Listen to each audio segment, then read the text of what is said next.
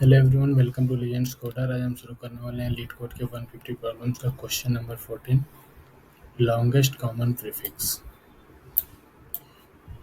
Longest common prefix का मतलब क्या होता है? जैसे इंग्लिश में क्या होता है कि हमारे पास कोई सेंटेंस दिया होता है, यदि उस सेंटेंस के हम पहले कोई ऐसा वर्ड जो ऐड कर दें जिससे उस सेंटेंस की मीनिंग ही चेंज हो जाती है, उसको बोलते हैं प्रीफिक्स। प्रीफिक्स का मतलब क्या होता है? पहले जोड़ना। मतलब सेंटेंस के हम पहले जोड़कर उसकी मतलब को हम चेंज कर दे रहे हैं। एक होता है पोस्ट फिक्स। पोस्ट फिक्स का मतलब हम बाद में ऐड करते हैं। मतलब किसी सेंटेंस के हम बाद में कोई ऐसा वर्ड जो ऐड कर दें जिससे उसका सेंटेंस चल जाता है, उसको पोस्ट फिक्स बोलते हैं। प्रीफिक्स का मतलब हम पहले जोड़ते हैं। जैसे हमारे पास एक स्ट्रिंग दिया हुआ है, इसमें कुछ ना कुछ एलिमेंट्स हैं। एलिमेंट्स में क्या है? Flower, floor, flight. हमको क्या करना है, इन सब में जो जो प्रीफिक्स हैं, इन स्ट्रिंग्स में जो जो हमारे पास प्रीफिक्स हैं, उसको क्या करना है? कलेक्ट करना है। जैसे फ्लावर है, फ्लो है एंड फ्लाइट है। इन सब में ऐसा कौन सा ऐसा कॉमन प्रीफिक्स है जो सब में ऐड हुआ है, मतलब सब में लगा हुआ है? जैसे फ्लावर में, फ्लोर में एंड फ्लाइट में, इन तीनों में ऐसा कौन सा कॉमन प्रीफिक्स है जो इन सबको सब में ऐड हुआ है? जैसे फ्लावर में एफ है, पहला वर्ड क्या एफ है, और फ्लो में भी एफ है, फ्लाइट में भी एफ है। मतलब एक हमें कॉमन मिल गया कि इन स्ट्रिंग के तीनों एलिमेंट्स में एफ कॉमन। इसको हम क्या करेंगे? बाहर निकाल देंगे। फिर अगले एलिमेंट में जाएंगे। अगला एलिमेंट क्या है? एल है। फिर फ्लो में भी एल है, फ्लाइट में भी एल है। मतलब एल भी हमको कॉमन मिल गया, तो हम एल को भी बाहर निकाल दिए, एफ और मिल गया। फिर हम अगले एलिमेंट पे जाएंगे, आगे बढ़ेंगे तो अगला एलिमेंट क्या है? ओ है। यहाँ भी ओ है। क्या तीसरे में ओ है?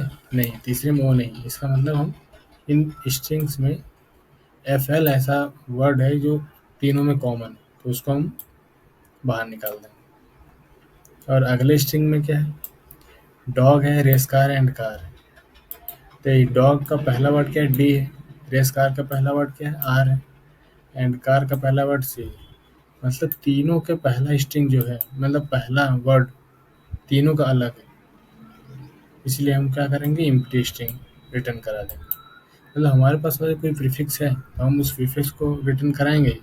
जब हमारे पास कोई प्रीफिक्स ही नहीं होगा तो हम क्या करेंगे? उसको एम्प्टी स्ट्रिंग में रिटर्न करा देंगे। ये हमारा क्वेश्चन कह रहा है। हमारे पास जो लॉन्गेस्ट कॉमन प्रीफिक्स है, सबसे ज़्यादा बार प्रीफिक्स यूज हुआ है स्ट्रिंग्स में, उसको हमको क्या करना है? रिटर्न कराना। ये क्वेश्चन कह रहा है हमको। तो ये इसके कोड को समझते हैं, देखते हैं कोड में क्या कह रहा है। हमारे पास एक स्ट्रिंग दिया हुआ है। तो हमारे पास क्या स्ट्रिंग दिया हुआ है? Flower, flow, flight. तो हमारा कॉमन प्रीफिक्स क्या है? एफ एल है। हमारे पास दूसरी स्ट्रिंग दिया है, इसमें कोई हमारे पास कॉमन प्रीफिक्स नहीं मिला, तो इसलिए हम क्या किए? यहाँ पे एम्प्टी स्ट्रिंग रिटर्न करा दी। तो कोड से समझते हैं। हमारे पास एक क्लास हमने बना दिया है, सब पूरा क्लास बना। उसके बाद हमने कंडीशन दिया if not S T are. Return के क्या कराया हमने? एम्प्टी स्ट्रिंग करा दिया। मतलब हमारे पास कोई प्रीफिक्स है ही नहीं, हम क्या करेंगे? उसको एम्प्टी स्ट्रिंग से रिटर्न करा दे रहे हैं। हमारे पास एक सीपी नाम का एक नया कलेक्टर बनाया है, जो हमारे पास जो प्रीफिक्स मिल रहे हैं उसको सबको कलेक्ट कर रहा है। उसके बाद हम एक for I in range lane of S T R zero, हम एक लूप चला रहे हैं आई, एक फॉर लूप चला रहे हैं जो क्या कर रहा है कि हमारे पास जो स्ट्रिंग्स हैं उन सारे एलिमेंट्स को एक्सेस कर रहा है। जैसे ये हमारी इंडेक्सिंग जीरो है, हमारी इंडेक्सिंग वन है, इंडेक्सिंग टू।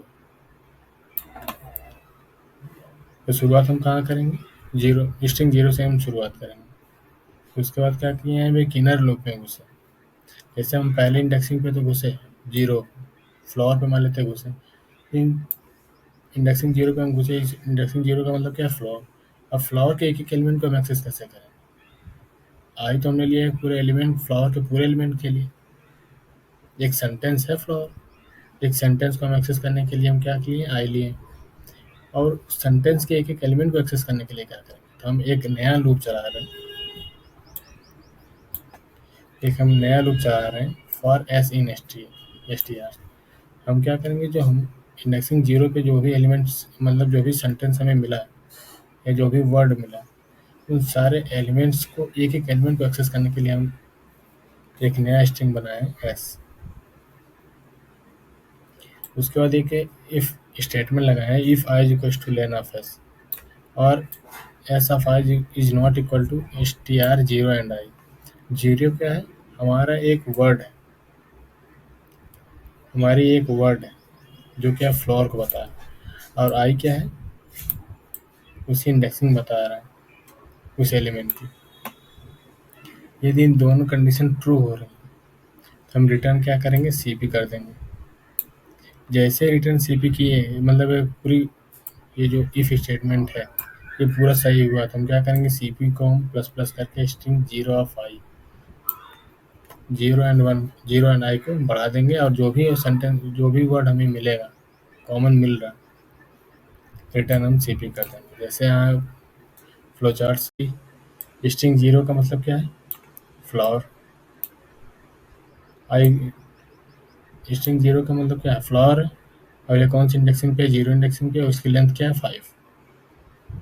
मतलब अब फ्लावर्स के एलिमेंट को एक्सेस करने के लिए क्या करेंगे, पहले जीरो इंडेक्सिंग पे चलेगा तो एफ एक्सेस होगा, वन पे जाएगा तो एल होगा, दो पे जाएगा तो ओ होगा, तीन पे जाएगा तो डब्ल्यू होगा, चार पे जाएगा तो ई होगा, आर पे जाएगा तो 5। मतलब हम जब हमको फ्लावर एक्सेस करना होगा तो हम इंडेक्सिंग कहाँ तक चलेंगे, 5 तक चलेंगे।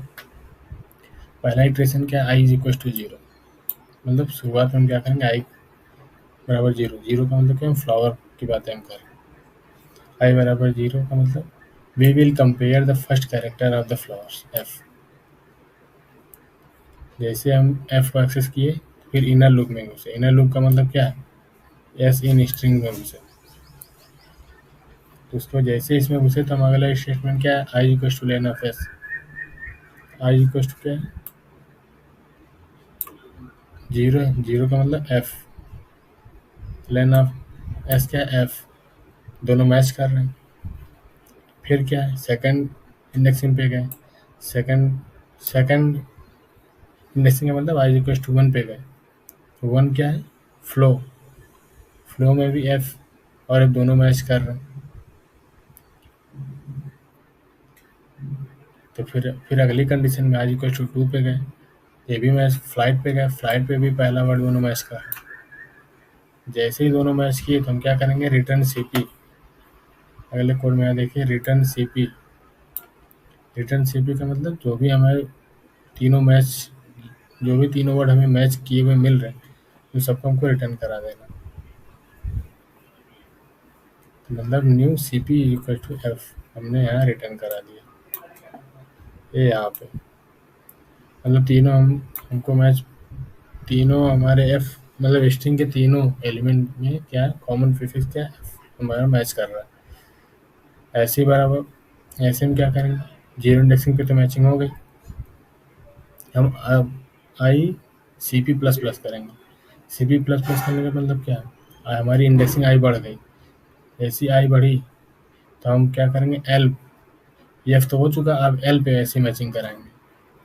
फिर ये भी हमारा क्या है, तीनों मैच कर रहा है तो हम एल को भी रिटर्न करा देंगे। तो एल क्या होगा, हमारे फिर से सी पी में स्टोर हो जाएगा। एफ तो पहले स्टोर है लेकिन फिर से हमारे सी पी में क्या एल स्टोर हो जाएगा। फिर क्या करेंगे, अगले इंडेक्सिंग पे कूदेंगे। अगला इंडेक्सिंग क्या ओ है, इसमें फिर फ्लो में भी कंपेयर कराएंगे, इसमें भी ओ है, लेकिन क्या फ्लाइट में वो है नहीं, इसलिए रिटर्न हमारा फॉल्स हो जाएगा।